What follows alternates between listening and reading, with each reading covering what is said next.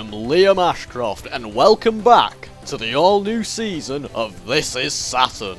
I've got plenty to cover in this season with some big hitters of the Saturn library as well as some hidden gems too. In particular, I'll be focusing on the third-party games that make up the Saturn's library, an aspect that I haven't really given any attention thus far. To kick this series off though, we're not discussing a game, but a peripheral, and one I never shut up about.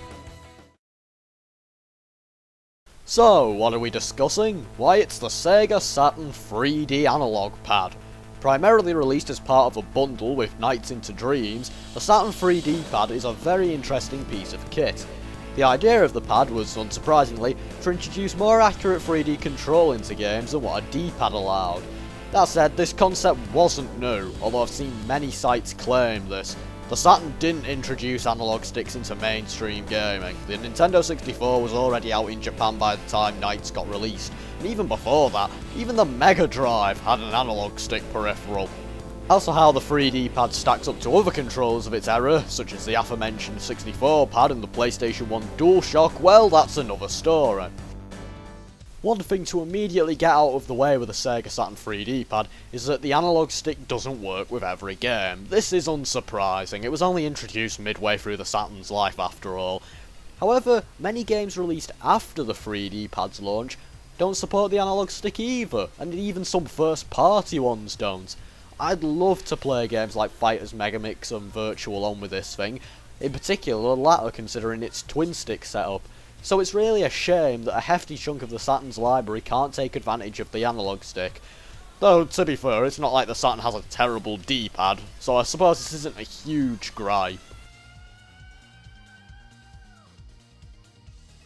Speaking of a D-pad, this controller also has one.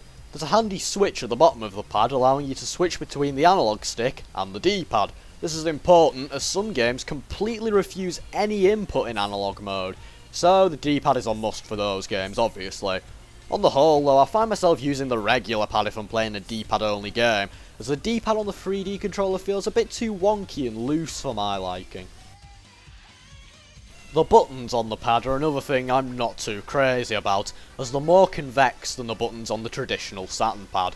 The normal Saturn pad's buttons are concave, and your finger rests nicely in them when pressing them down. Here, not so much. Thankfully, the rest of the pad is fine, it's comfortable to hold, and the analog stick, well, it's the best damn analog stick I've ever used. It's concave, meaning your thumb sits inside it snugly as it moves around, and the spherical base feels really natural during play.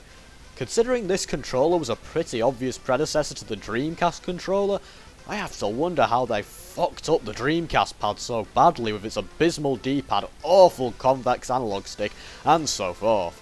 I have also got to say that the analog triggers on the back of the 3D pad are absolutely lovely compared to the clicky and somewhat cruddy shoulder buttons of the normal Saturn pad. One final note, on the Saturn pad the cable comes out of the top, and said cable is actually entirely detachable for more convenient storage. Very unique and innovative. Anyway, obviously the Saturn 3D pad's main draw is that analog stick, so how does it actually work in game? Well, obviously this all depends on the game you're playing, but on the whole, the 3D pad works wonders, especially in 3D titles as you'd expect, with games such as Nights and Sonic R essentially needing this controller to enjoy fully. Again, there's a reason this thing got bundled with Nights. I'm not a huge fan of the D-pad as I've said, but it does actually work, unsurprisingly, and the buttons are still as responsive as ever.